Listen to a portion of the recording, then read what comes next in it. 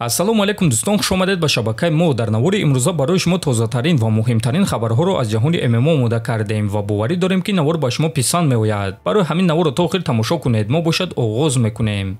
чемпиони пешинаи UFC дар ду вазн генери Сехудо боварӣ дорад ки Дрикус Дуплеси Ҳамза Чимаевро шикаст медиҳад. Биёед суханҳои Сехудоро гӯш мекунем. шахсан ман фикр мекунам ки Дуплеси Чимаевро манъ мекунад. Дрикусро нафасгир кардан осон нест. Барои ин корро кардан ӯ хеле бақувват аст ва тобоварии ӯ дар топ 3 беҳтаринҳо дар UFC аст. Дрикус дар муҳориба зидди Шон Стрикланд дар панҷум раунд хеле хуб менамоид. Чунин ба назар мерасид гӯё ки ӯ боз барои 5 раунди дигар ҷангидан тайёр аст. ӯ барои ҳамаи ҷанговарони вазни миёна проблема аст. Бесаброна муҳорибаи ӯро зидди Ҳамзат интизорум ва агар ки ӯ ғолиб шавад, пас ман мехостам ки ӯ ба вазни ним вазнин барояд ва бо ғолиби муҳорибаи Перейра ва Анкалаеви ҷангад, гуфтааст Сехудо. хотиррасон мекунем ки бо эҳтимоли калон рақиби навбатии чемпион Дрикус Дуплеси ҷангуари бебохт Ҳамза Чимаев мешавад. дӯстон, ҳамаи мо шумо дар зиндагии имрӯзаи худ корти бонкӣ истифода мебарем, чунки бо тариқи корти бонкӣ мо корҳои худ, харидҳои худро осонтар мекунем. барои ҳамин мо бояд корти бонкӣ ба боварӣ ва беҳтаринро интихоб кунем ва чунин бонк ин Т-банк аст. Т-банк бисёр тарафҳои хуб дорад ки ҳозир мо ба шумо мегӯем. Т-банк пештар Тинкофф ном дошт. Он яке аз бузургтарин бонкҳои Русия ва экосистемаи мусоити хадамот барои хориҷиён аст ки дар он ҳама чизҳои муҳим барои кор ва зиндагӣ дар Русия дар як ҷо ҷамъ оварда шудааст. бо гирифтани корти Т-банк шумо ба ин чизҳо дастрасӣ пайдо мекунед. то 50 000 рубл бе комиссия ба Тоҷикистон пул равон кардан. ин корро шумо метавонед мустақиман тавассути барномаи бонк бо пули миллӣ анҷом диҳед. ҳангоми интиқол бонк нишон медиҳад ки гиранда чӣ қадар пулро бо сомонӣ мегирад бе комиссияи пинҳонӣ. дар дохили барнома шумо метавонед маслиҳатҳои ройгон гиред ва масъалаҳои кор, манзили зист, додани фарзанд ба мактаб ва кӯдакистонро ҳал кунед. агар шумо пулро дар кор дар сурати ҳисоб пасандоз нигоҳ доред, бо шарофати обунаи про даромади иловагӣ ба даст оварда метавонед тезтар пул ҷамъ кунед. барои дархости корт лозим нест ки шаҳрвандии Русия, сабти ном ё ҳатто симкорти Русия дошта бошед. кортро метавонед бо шумораи телефони хориҷӣ дархост карда ва онро дар Федератсияи Русия гирифт. танҳо дархост гузоред ва кодро ба шумо дар ҳама ҷой дар Русия мувофиқ бепул мерасонанд. худи дархости корт низ бепул аст. танҳо барои шаҳрвандони Тоҷикистон кортро метавон на танҳо онлайнӣ, балки дар шуъбаҳои бонкҳои шарик Тақ Матин ва Тақ Эмин сармоя дархост кард. ана намуди корт. ин намуди кортро бо манзараҳои табиатан соҳиб шуда метавонед, то ёди ватан ҳамеша бо шумо бошад. ба ссилкаи дар описания буда гузаред ва кортро дархост кунед ва ба обунаи про пайваст шавед ки дар омади гап дар моҳи аввал барои ҳама ройгон дастрас аст. Т-банк барои зиндагӣ ва кор дар Русия. чемпиони вазни 57 кг UFC Александре Пантожа барои дуюм камарбанд бо чемпиони вазни 61 кг Мераб Дувалишвили ҷангидан мехоҳад.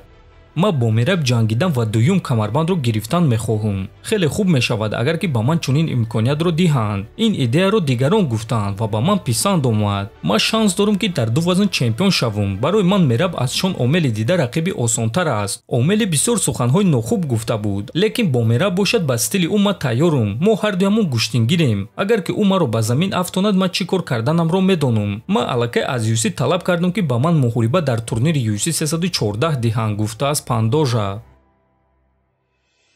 чемпиони вазни сабуки UFC Ислам Махачев нақшаҳои ояндаи худро баён кард. биёед суханҳои ӯро гӯш мекунем. медонед, ҳозир ман танҳо як чиз мехоҳам. ин дуюм камарбанд аст. чӣ қадар дур рафтан дар кор бошад, ман мерам. ба ман дуюм камарбанд дар кор аст. айни замон ин чиз мотиватсияи ман аст, чунки камарбанди чемпиониро ман аллакай дорам. гурусна будан як нест. вақте ки ту камарбанд дорӣ ва вақте ки камарбанд надорӣ, ту бояд ки гурусна бошӣ. ту бояд кӯшиш кунӣ ки гурусна бошӣ. ин чиз ҳозирашда маро қапида истодааст ва ба ман мотиватсия дода истодааст ки бояд соҳиби дуюм камарбанд шавам. ҳозир ман як камарбанд дорам, а вақте ки дар китфони ман ду камарбанд меистад, ин чиз тамоман дигар гуна менамояд. барои дар таърих номи худро навиштан сеюм камарбанд дар кор аст. ман ҳоло ягон маротиба дидагӣ нестам ки ягон кас дар миён як камарбанд ва дар китфонаш ду камарбанди дигар дошта бошад. ана ҳамон вақт ту дар таърих мемонӣ. ҳозир ман дар таърих ҳамчун чемпион ҷой гирифтаам ва ба монанди ман чемпионҳо бисёранд. баъзеҳо мегӯянд ки ин кор ғайриимкон аст, баъзеҳои дигар мегӯянд ки ин корро карда мешавад. аммо ман бо 100% боварӣ гуфта метавонам ки ман шанси калон дорам медорум ки соҳиби се камарбанд шавум. Агар ягон кас чунин имкониятро дошта бошад, пас ҳамон шахс маюм. Оиди Топурия бошад, пас ман худи ҳозир ба ӯ шанс доданӣ нестум, чунки ӯ ҳоло вазифаи худро ки бояд дар вазнашон кунад иҷро кардагӣ нест. Дар он ҷо довталабоне ҳастанд ки ӯ бояд бо онҳо муҳориба гузаронад, аммо ба назар чунин мерасад гӯё ки ӯ дигар вазн кам кардан намехоҳад. Барои ҳамин бигзор ки ба ин ҷо барояд, шанси худро сазовор шавад ва баъд мо бо ӯ меҷангем. Ҳозир ман ба шумо ҳама чизро гуфта наметавонам, аммо ҳаст пешниҳоде ки оиди он мо бо дастаам бояд ки фикр кунем. Ҳам дар вазни худам ҳаст вариантҳо ва ҳам аз тарафи UFC пешниҳод ҳаст. Ҳозир мо интизор мешавем ва фикр мекунем, гуфтааст Махачев. дӯстон, дар UFC шомил шудан кори осон нест, аммо аз кишвари хурди мо аллакай 4 ҷангувар дар он ҷо баромад мекунанд ва ин барои мо мухлисони тоҷик ифтихор аст. Онҳо на танҳо дар он ҷо баромад мекунанд, балки муваффақ шуда истодаанд ва мо хостем ки баҳри шумо мавқеи ҳар яки онҳоро дар рейтингашон пешкаш кунем. Ва оғоз мекунем аз вазни 61 килограмм ки дар он ҷо Муин Ғафуров баромад мекунад. Муин Ғафуров рекорди 20 ғалаба ва 6 боғ дошта дар рейтинги вазни 61 килограмм дар ҷои 39 қарор дорад. Айни замон рекорди ӯ дар UFC 2 мағлубият ва 2 ғалаба аст ва мо боварӣ дорем ки баъди 2-3 ғалабаи дурахшон Муин ба топ 15 баромада метавонад. Мегузарем ба вазни 66 килограмм ки дар он ҷо Муҳаммад Наимов баромад мекунад. Наимов рекорди 12 ғалаба ва 3 боғ дорад ва дар рейтинги вазни 61 килограмм дар ҷои 26 қарор дорад. Айни замон рекорди Наимов дар UFC 4 ғалаба ва 1 боғ аст ва баъди 2 ғалабаи дурахшон ӯ ба топ 15 баромада метавонад. Акнун мегузарем ба вазни 70 килограмм ки дар он ҷо ду ҷангувари тоҷик Нурулло Алиев ва Лоиқ Раҷабов баромад мекунанд ва оғоз мекунем аз Лоиқ.